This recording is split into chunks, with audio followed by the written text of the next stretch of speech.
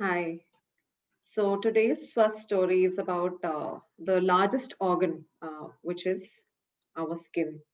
I'm going to talk about a word that you may not have heard, something called keloid. And here is how Wikipedia defines it. Keloids are firm, rubbery lesions or shiny, fibrous nodules and can vary from pink to the color of the person's skin or dark red to brown in color. And in case it's not clear as to what is it that I'm talking about, I will also just share a picture that I got from Google to give you a sense of what this rubbery nodule is. This is what a keloid is. And I'll share my experience with this. So I've been introduced to keloids right from my birth.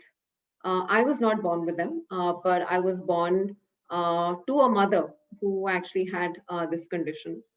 There were keloids on her shoulders, all across on her back, and also a lot of them on her face and other parts of her body. And despite me, I think having the teenage fights that I did with my mother, she was always my role model for the strong, confident, independent woman that she was, who really went out, studied, married as per her choice, worked, like really a role model for me. But what I saw my role model doing in the 20 years of life that we got to spend together was just going from one doctor to another, spending all her savings, her hard earned savings, and a lot of her time and energy in figuring out what to do with this thing that was just all over her body, her back, her face. And in many ways, I didn't, just had become her identity.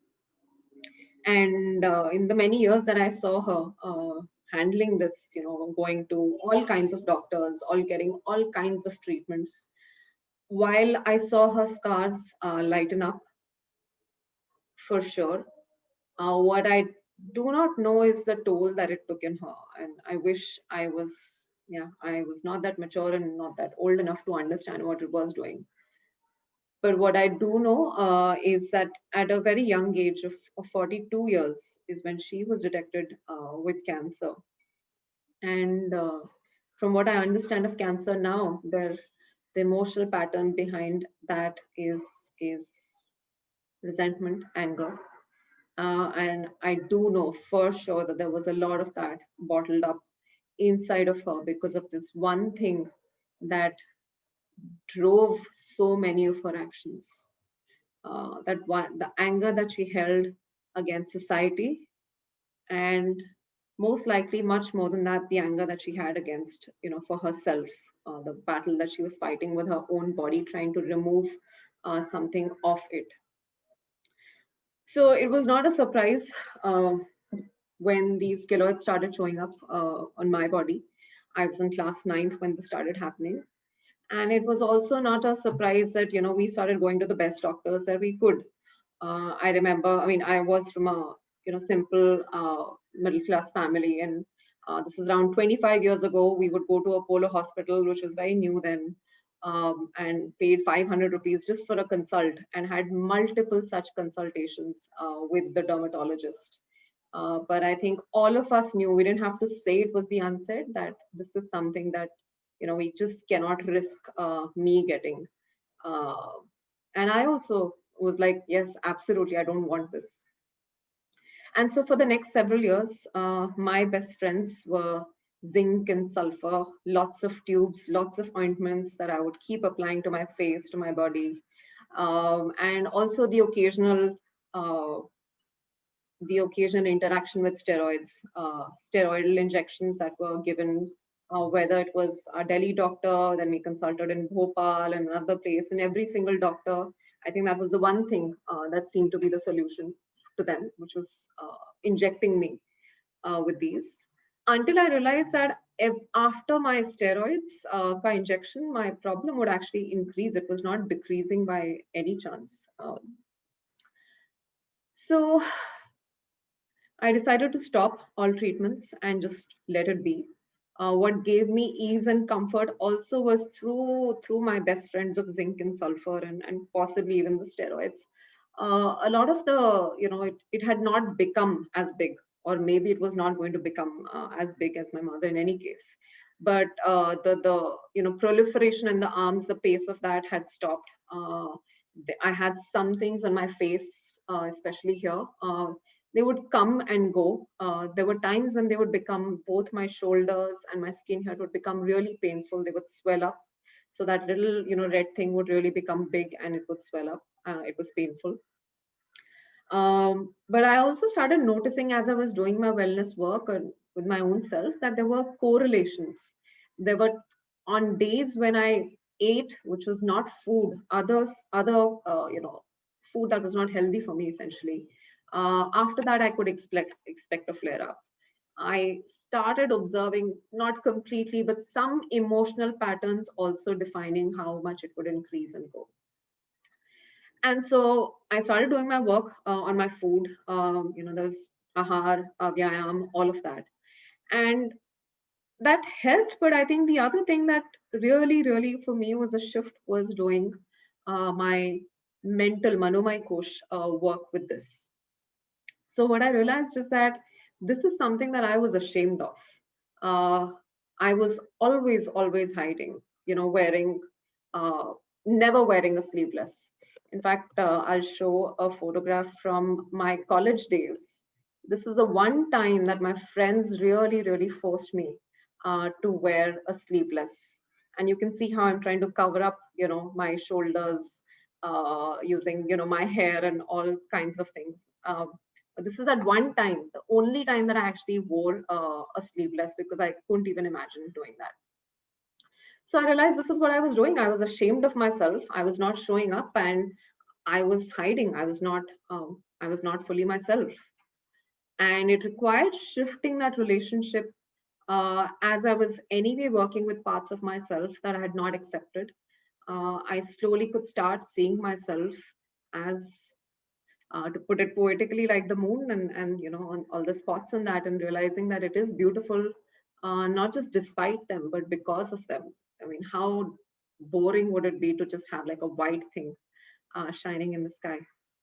So that was the shift, the start of my shift with my of relationship with my keloids.